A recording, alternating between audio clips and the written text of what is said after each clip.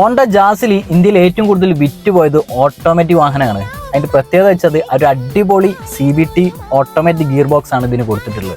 അപ്പോൾ ഇന്ന് smart drive വന്നിരിക്കുന്നത് ഒരു അടിപൊളി ഹോണ്ട ജാസ് ആയിട്ടാണ്. അതും CVT automatic full option ZX പിന്നെ ഏറ്റവും ഫുൾ ഓപ്ഷൻ വണ്ടി വിത്ത് സൺറൂഫ് അടക്കമുള്ള ഒരു വാഹനമായിട്ടാണ് ഇന്ന് സ്മാർട്ട് ഡ്രൈവ് വന്നിരിക്കുന്നത്.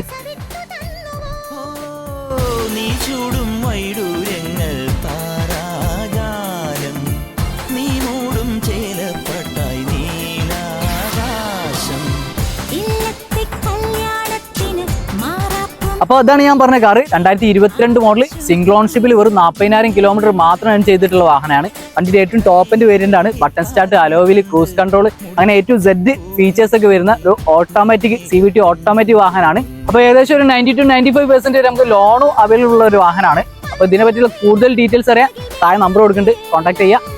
താങ്ക്